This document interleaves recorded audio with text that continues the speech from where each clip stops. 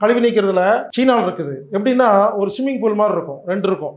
உடம்புல இருக்கிற குப்பையை வெளியேற்றுறக்கெல்லாம் பெரிய டெக்னிக்கெல்லாம் இல்லைங்க. இது உங்களுக்கு புரிஞ்சிருச்சுன்னா நீங்கள் ஒரு பெரிய ஒரு இயற்கை வைத்திய சென்டர் ஆரம்பிச்சிடலாம். நாமளாம் ஒரு நாள் பேதி போயிட்டோம்னா அதுவா லூஸ் மோஷன் வராது. இந்த 6 விஷயத்துல எப்படி குப்பை உள்ள போகுது, எப்படி போகாமல் இருக்க வைக்கிறது. அதோட இன்னொரு சிகிச்சை இருக்குங்க. கழிவு நீக்கிறதுல சீனாவில் இருக்குது. எப்படின்னா ஒரு ஸ்விம்மிங் பூல் மாதிரி இருக்கும், 2 இருக்கும். இந்த தொட்டியில் லேசாக சுட சுட தண்ணி இருக்கும். இந்த தொட்டியில் கொஞ்சம் ஐஸ் வாட்டராக இருக்கும். முதல்ல ஐஸ் வாட்டருக்குள்ளே போய் 5 நிமிஷம் உட்காந்துருக்கணும். எந்திரிச்சு சுடுதண்ணில் உட்காரணும். சுடுதண்ணி ஐஸ் வாட்டரும் மாற்றி மாற்றி கொடுத்தா உடம்புல கழிவு வெளியே போகுது. இது ஒரு சயின்ஸுங்க. உடனே ஸ்விம்மிங் பூலில் வைக்க சொல்லலை. ஒரு பக்கெட்டில் சுடுதண்ணி வச்சுக்கோங்க, ஒரு பக்கெட்டில் ஐஸ் வாட்டர் வச்சுக்கோங்க.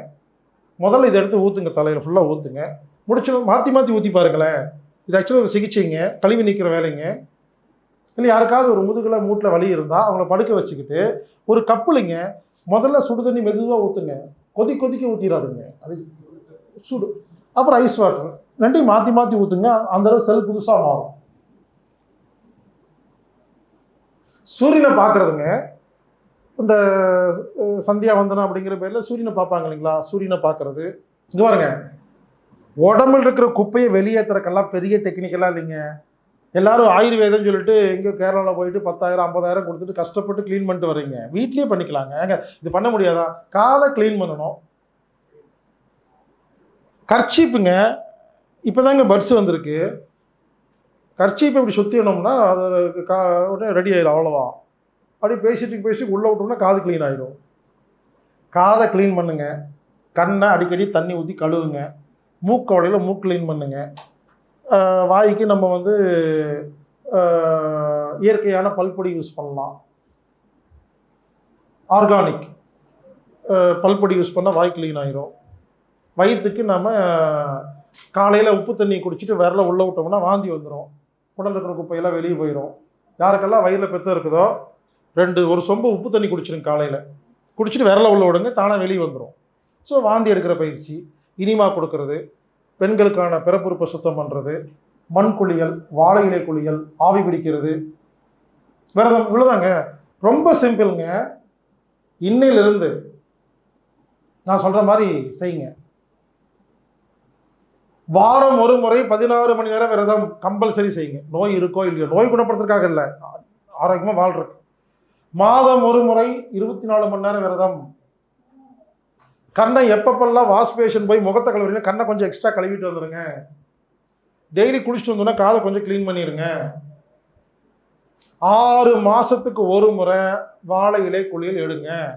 6 மாதத்துக்கு ஒருக்கா மண் குளியல் எடுங்க. 6 மாதத்துக்கு ஒருக்கா பேதிக் சாப்பிடுங்க. முக்கியமான விஷயம்.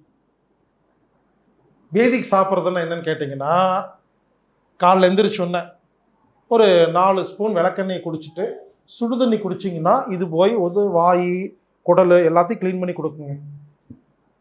லூஸ் மோஷனுங்கிறது அதுவாக வர்றது. பேதிங்கிறது வாலண்டரி லூஸ் மோஷன். நாமளாக விருப்பப்பட்டு லூஸ் மோஷன் வான்னு சொல்கிறோம். நாமளாம் ஒரு நாள் பேதி போயிட்டோம்னா அதுவாக லூஸ் மோஷன் வராது. ஏன்னா அது வர அன்னைக்கு பிஸியாக இருப்போம் நம்ம. ஸோ ஃப்ரீ டைமில் நாட்டு மருந்து கடைக்கு போங்க. நிலாவரை சூரணம் இல்லையா, ராஜபேதி மருந்து இல்லையா, கடுக்காய் பொடி, விளக்கெண்ணெய், ராஜபேதி மருந்து, திரிபுலா சூரணம் கூட சாப்பிட்லாம். திரிபுலா சூரணம் சாப்பிட்லாம். இல்லை நிலையவரை பொடி சாப்பிட்லாம். ஏதோ ஒன்றுங்க. பேதி ஆகிறதுக்கு ஏதாவது ஒன்று வாங்கிட்டு காலையில் எந்திரிச்சு வெறும் வயிற்றுல சாப்பிட்டு சுடுதண்ணி குடிச்சிங்கன்னா வரும். ஆஃப் டே லீவ் போட்டுருங்க. வந்தால் போயிட்டு வாங்க, மறுபடியும் தண்ணி குடிங்க, வந்தால் போயிட்டு வாங்க. உடனே சுத்தமாயிடுச்சுங்க. புரிஞ்சுக்கங்க. 3 விஷயம் சொன்னேன். உடம்பு கழிவுகளை வெளியேற்றும் பொழுது நாம் அதற்கு சப்போர்ட் செய்யணும்.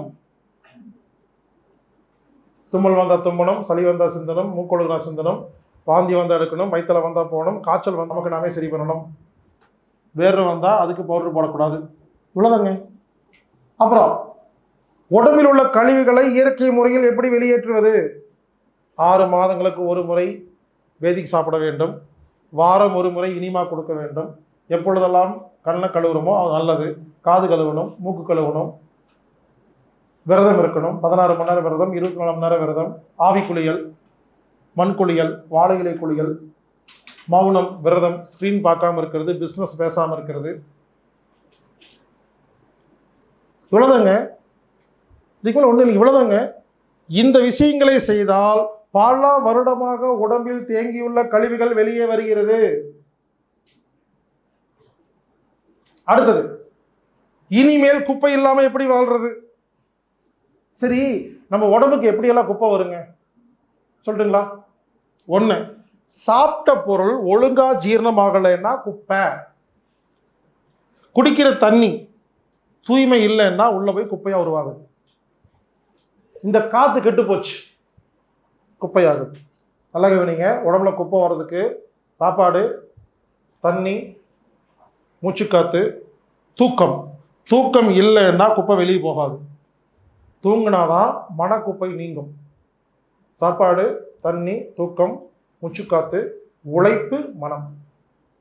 6 குப்பைங்க. சாப்பாடு, தண்ணி, தூக்கம், மூச்சுக்காத்து, உழைப்பு, சூடு, மனம். இந்த 6 விஷயத்துல எப்படி குப்பை உள்ள போகுது, எப்படி போகாம இருக்க வைக்கிறது, இதுதாங்க சயின்ஸ். ஒவ்வொன்றா பார்க்கலாம். பாயிண்ட் நம்பர் 1, பசி எடுத்து சாப்பிட்டா அந்த உணவு நல்ல உணவாக ரத்தத்தில் கலக்கிறது. பசி எடுக்காம சாப்பிட்டா அது குப்பையாக மாறுகிறது. சாப்பிடும் பொழுது உதட்ட மூடி மென்னா நல்ல பொருளாக மாறுகிறது. சாப்பிடும் பொழுது இப்படி சாப்பிட்டா ஜீரணமாக மாட்டேங்குது. சாப்பிடும்போது டிவி பார்த்துட்டே சாப்பிட்டா ஜீரணம் ஆகாது. சாப்பிடும்போது செல்போன் பார்த்துட்டே சாப்பிட்டா ஜீரணமாகாது.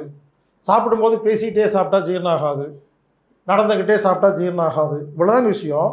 உட்கார்ந்து பொறுமையாக உணவை கவனித்து பசி இருக்கும் பொழுது நல்லா மென்று. அப்புறம் முக்கியமான விஷயம், வாயில எச்சில் கலந்து பல்லால் அரைச்சு நல்லா கூழ் மாதிரி அரைச்சாதான் ஜீரணம் ஆகும். அப்படியே கப்பு கப்புன்னு முழுங்கிட்டோம்னா அது எச்சிலும் கலக்காது, ஜீரணம் ஆகாது. பசி எடுத்து சாப்பிடணும், உதட்டம் மூடி மெல்லணும், பற்களுக்கு நன்றாக வேலை கொடுத்து கூழ் மாதிரி ஆக்கணும், எச்சில் கலக்கணும். சாப்பிடும்போது டிவி பார்க்கக்கூடாது, செல்ஃபோன் பார்க்கக்கூடாது, வேறு எந்த வேலையும் பார்க்கக்கூடாது. கவனம் சாப்பாட்டில் வைக்கணும். இந்த மாதிரி சாப்பிட்டா இது நல்ல பொருளாக மாறி பிளட்ல கலந்துச்சுன்னா குப்பையே தேங்கிறது இல்லைங்க. குப்பை தேங்கினதுக்கு அப்புறம் தானே இந்த பயிற்சி எல்லாம். முதல்ல என்ன சொல்லி கொடுத்தேன்? உடம்பு குப்பையை வெளியேற்றும் பொழுது சப்போர்ட் பண்ணணும். ரெண்டாவது என்ன சொன்னேன்? இருக்கிற பல வருஷம் 50 வருஷம் குப்பையெல்லாம் எப்படி வெளியே கொண்டு வர்றது. இப்போ அடுத்து என்ன பண்ணிட்டு இருக்கிறோம்? இனிமேல் குப்பையே உள்ள போகாம வாழ்றது எப்படி?